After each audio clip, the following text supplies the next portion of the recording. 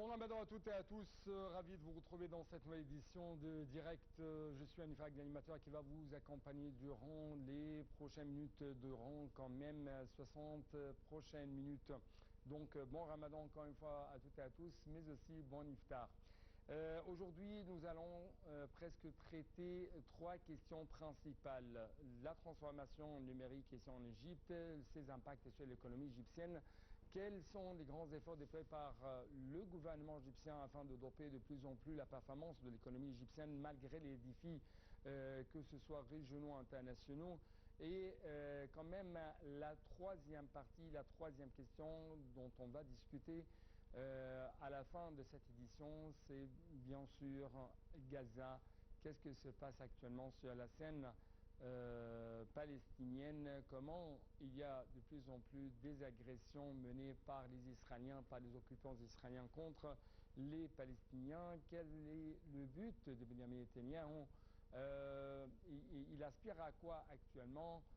La position américaine de l'administration américaine, avec plus de précision de Donald Trump vis-à-vis de ce qui se passe de ces agressions. Donc ce sont les grandes questions dont on va bien sûr proposer sur cette table de discussion. Mais très rapidement, nous devons commencer par les activités présidentielles. Et en fait, on trouve que le président Abdel Fattah al-Sisi s'est réuni aujourd'hui avec Dr Moustapha Madbouli, le Premier ministre égyptien, avec également le ministre des Communications et des Technologies de l'Information, Dr Amr Talat, ainsi que le général Ashraf Zahir, directeur de l'Académie militaire égyptienne. Le porte-parole de la présidence de la République a déclaré que la réunion portait sur les efforts du gouvernement concernant l'initiative Les Pionniers du Numérique, DigiLions, qui vise à former et à qualifier les jeunes dans les domaines des télécommunications, des technologies d'information, des logiciels.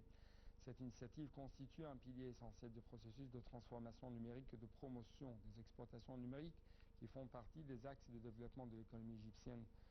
En fait, on trouve que le président Abdel Fattah al-Sisi a insisté sur la nécessité de garantir des critères de sélection rigoureux, transparents et impartiaux pour assurer la crédibilité de l'initiative et pour renforcer la confiance du public.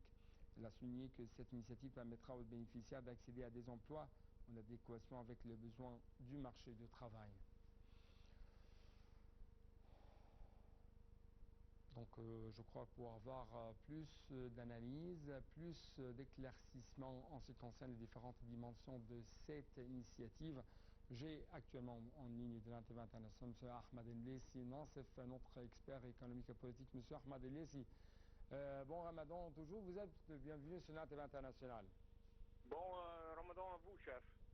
Bonne journée. Bonne journée à vous et bon ramadan encore une fois. Donc, comment vous avez observé le lancement de cette initiative dans ce temps? Quel est l'impact de cette initiative sur la transformation économique et numérique, plutôt sur la transformation numérique de l'Égypte? Ce qu'on est en train de voir et être témoin à ce qui est en train de se passer, qu'on a une administration qui est bien courageuse, elle est en train de prendre des décisions qui sont assez difficiles, mais sont malheureusement nécessaires. Donc là, on est en train de mettre l'économie égyptienne dans la bonne direction. On est en train d'enlever la subvention qui n'avait aucune raison pour que quelqu'un qui est en train de conduire un Mercedes qui coûte 12 millions de livres égyptiens est en train de recevoir un aide du gouvernement, du peuple. On est en train de subventionner le coût du pétrole pour une voiture pareille. C'est pas logique vraiment. Et là, l'administration a pris la bonne décision d'enlever les subventions qui étaient sur les carburants. Donc, les carburants, oui. Oui. Donc là, on risque d'avoir un peu d'inflation dans les prix peut-être. Peut-être dans les prix de transport surtout, mais on est en train de faire face à la vérité des choses. Donc là, on va avoir des prix, des coûts qui sont prêts, sans aucune subvention. Et là, on va être capable de gérer l'économie dans la bonne direction. Avant, ce qui était en train de se passer, on était en train de pousser dans une direction, là, ça saute dans l'autre direction, parce qu'on avait des coûts qui n'étaient pas vrais, qui n'étaient pas réels. Et ça, c'est presque impossible de gérer n'importe quel genre d'industrie ou quel genre d'affaires si on n'a pas des coûts qui sont vrais. Donc là, on est en train de faire face à la vérité. Peut-être que ça va être un peu gênant pour quelques mois, quelques semaines peut-être, mais sur le grand échelle des choses, je pense qu'on est sûrement dans la bonne direction. Oui, oui. J'aimerais parler un peu plus des dimensions de DigiAlliance. Cette initiative lancée par la présidence égyptienne, les pionniers du numérique, quel est l'impact de ça sur le marché du travail, sur le fait de créer des emplois de plus en plus lucratifs, de plus en plus rentables, parce qu'on parle par exemple que l'ingénieur, l'ordinaire ou le simple ingénieur touche $300 par mois, alors que les autres ingénieurs qui travaillent dans le domaine de la créativité technologique, de télécommunications et ainsi de suite, ou dans le domaine numérique quand même, peut toucher $130 000 par mois. Ben, pour commencer avec, on doit reconnaître que, et ça c'est pas seulement en Égypte, hein, c'est un phénomène mondial, que les marchés, pas seulement le marché égyptien de travail, mais les marchés du travail un peu partout dans le monde sont en train d'évoluer et changer très très rapidement. Il y avait une recherche qui disait que 60% des travaux que va être dans 5 ans, vont être sur le marché du travail, on ne les connaît pas aujourd'hui. Et on a presque 30% des travails et des métiers qu'on a aujourd'hui vont disparaître au bout de 5 à 10 ans. Qu'est-ce que ça nous dit? Ça nous dit que le marché du travail est en train de changer, est en train d'évoluer avec une cadence assez importante. Donc on doit nous mettre à niveau, on doit nous mettre sur la même vitesse, avec tout mes respects pour toutes les spécialités dans toutes les universités égyptiennes, mais aujourd'hui, c'est quoi la demande sur le marché égyptien ou même international pour quelqu'un qui a un bac ou une licence en philosophie? Il n'y a pas vraiment de perspective de travail pour quelqu'un qui a un job comme ça, pour une spécialité comme ça. Donc on était en train de former les gens, de dépenser de l'argent pour 4 ans pour qu'on puisse sortir un candidat pour aucun travail. Pour lui-même, pour trouver un travail, c'était pratiquement impossible. Et il y en a, ça c'est pas la seule spécialité, il y en a des dizaines d'entre eux. Donc son Excellence le Président de l'État a pris une décision de réduire ces gens de degrés, ces gens des études qui sont vraiment, qui n'ont aucune relation ou relativité avec le vrai marché du travail. Donc là, on est en train de voir, c'est aussi simple, le monde, c'est quoi la direction? Donc là, on est dans l'intelligence artificielle, on est dans les informatiques, on est dans tout ce qui est informatique, c'est ça la mode. Donc on doit faire sortir et on doit former les gens pour il y a une demande dans le marché du travail qui semble quelque chose de très simple, de très logique, mais malheureusement on n'était pas en train de pratiquer ça dans le passé. Donc il y avait un marché de travail, on avait un état qui était un peu bizarre. On avait des gens qui ne trouvaient pas de travail, on avait des travails, on ne trouvait pas des gens pour les remplir, et on était donc quelquefois forcé d'importer des étrangers pour remplir ces postes qu'on devait remplir. Ouais. Et en même temps, on avait du chômage. Donc là, on est en train de mettre le train sur les rails, si vous voulez. On est en train d'exporter les numériques. Tout à fait. Ouais. C'est ça le futur, c'est ça le présent. Peut-être dans 10 ans, ça va être quelque chose d'autre, mais c'est dynamique.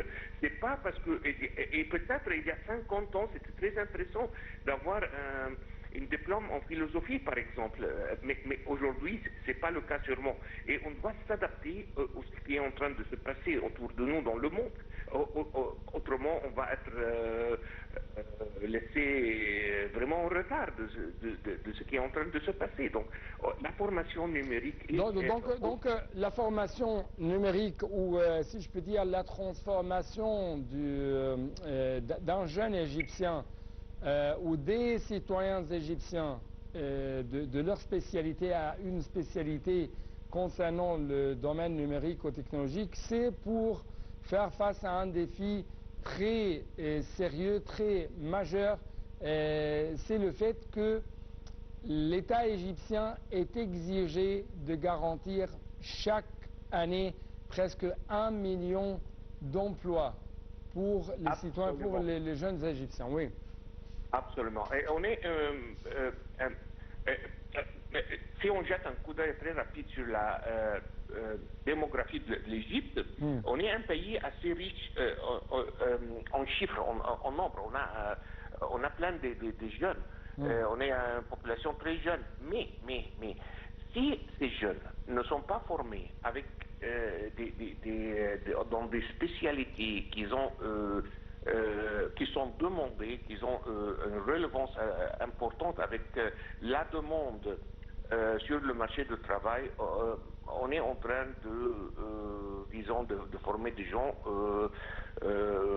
Monsieur Ahmed, ce qui est pas formés, si vous voulez. Oui, monsieur Ahmed, ce qui est très intéressant, ce n'est pas le fait que cette initiative est consacrée, cette initiative n'est pas destinée seulement aux jeunes, mais plutôt selon le communiqué présidentiel concernant cette initiative. L'initiative sera ouverte aux inscriptions pour toutes les catégories d'âge, quel que soit leur parcours académique ou professionnel, et dans toutes les régions d'Égypte, dans le but d'élargir la base des bénéficiaires. Et donc, c'est un élément très important. Absolument, absolument. C'est la mode du jour, si vous voulez. Et là, on doit suivre. Une deuxième fois, c'est un marché très dynamique et on ne peut pas être laissé derrière. Donc, c'est très important qu'on est en train de former les jeunes dans les bonnes directions et en même temps faire, on les appelle quelquefois dans le business, le mariage. Les jeunes avec les bonnes formations sont mariés, si vous voulez, avec les postes qui ont besoin de cette formation. Et pour que ça réussisse, on doit les bien former et on doit avoir le système qu'on est en train de mettre en place maintenant pour que les gens savent où est-ce qu'ils peuvent s'appliquer, où est-ce qu'ils peuvent travailler et se faire montrer. Donc là, je pense que c'était difficile, mais on est en train de le faire. Et je pense une deuxième fois que ça va aboutir des fruits, peut-être pas directement parce que ça prend un peu de temps, mais la chose importante qu'on a une stratégie et grâce à Dieu qu'aujourd'hui on a une stratégie. On est en train de reconnaître que c'est un marché dynamique, on est en train de former les gens avec ce qui est demandé sur le marché du travail. On est en train quand même de s'intéresser de plus en plus à améliorer notre capital humain. C'est un capital humain, absolument. C'est mal formé, point final.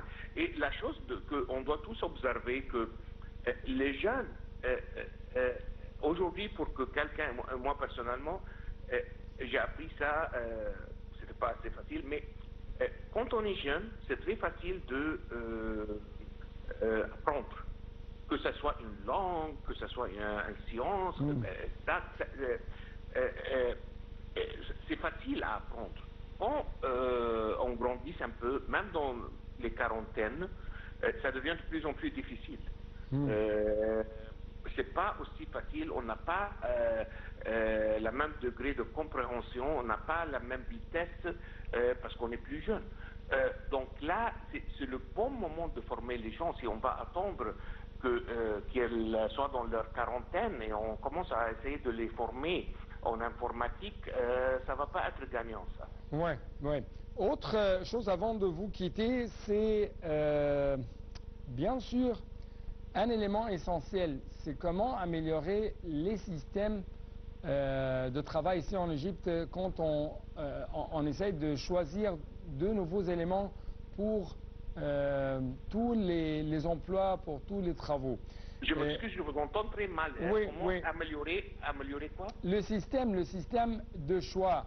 Je parle de ça parce que le porte-parole officiel a indiqué que le président a insisté sur la nécessité de garantir des critères de sélection rigoureux, transparents et impartiaux pour assurer la crédibilité de l'initiative et renforcer la confiance du public. Comment vous avez réagi à cette dernière partie?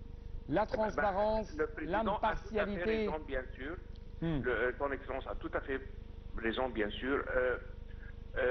La façon avec laquelle je vois ça, que si on forme les gens dans les bons domaines, et de l'autre côté, on travaille, ce qu'on est en train toujours de faire, sur améliorer l'investissement étranger en Égypte, on va avoir, on laisse les dynamiques du marché et ça va fonctionner, ça fonctionne toujours. Ok, si on a des investissements, donc on a des nouvelles sociétés qui sont en train de venir s'installer en Égypte, et on a les jeunes qui sont bien installés, le mariage va se passer tout simplement et automatiquement. Je ne pense pas qu'on doit prendre les choses même en main, je pense qu'on la laisse pour l'availabilité des talents ou des jeunes donnés avec la demande qui va être formée par les investissements étrangers qui viennent dans le pays, et les deux vont se trouver. C'est comme ça que ça se passe un peu partout dans le monde. Oui, oui. Cher Ahmed El Nassef, je dois vous remercier infiniment pour de telles explications de votre part concernant les différentes dimensions de cette initiative numérique visant à former tous ceux qui veulent être formés dans le domaine de logiciels, dans le domaine numérique, dans le domaine de nouvelles technologies. Donc, c'est pour, encore une fois, faire face à ce défi, le fait de comment garantir de nouvelles opportunités de travail. L'économie égyptienne a connu des défis importants ces dernières années, mais le gouvernement égyptien a mis en place plusieurs réformes, initiatives pour stimuler la croissance, attirer les investissements. Comment? C'est ce qu'on va savoir ensemble durant le prochain reportage de Sarah El Maghrabi.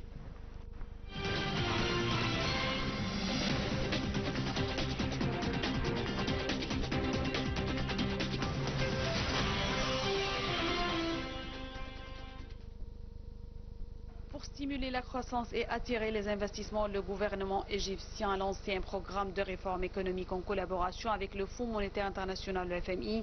Parmi les principales mesures, la dévaluation de la livre égyptienne pour encourager les investissements étrangers, la réduction des subventions sur l'énergie afin de réduire le déficit budgétaire, l'amélioration du climat des affaires à travers de nouvelles lois facilitant l'investissement. L'État a également investi massivement dans les infrastructures, la construction de la nouvelle capitale administrative, l'extension du réseau routier et ferroviaire pour faciliter le transport des marchandises et des personnes et le développement du canal de Suez. En outre, l'Égypte a encouragé la production locale et l'exportation de produits fabriqués en Égypte en créant des zones industrielles spécialisées, offrant des incitations fiscales aux investisseurs et développant le secteur manufacturier, notamment le textile et l'agroalimentaire. Le gouvernement a également mis en place plusieurs stratégies pour relancer le tourisme, comme la rénovation des sites archéologiques et musées, comme le Grand Musée égyptien, amélioration de la sécurité pour rassurer les touristes et la promotion internationale de l'Égypte en tant que destination de choix. En outre, l'Égypte a encouragé l'innovation et les start-up à travers la création de fonds de soutien aux entrepreneurs, la simplification des procédures administratives pour créer une entreprise et l'accès facilité au financement pour les petites et moyennes entreprises. Grâce à ces efforts, l'Égypte connaît une croissance économique plus stable et le gouvernement continue de travailler pour améliorer le niveau de vie et attirer davantage d'investissements étrangers.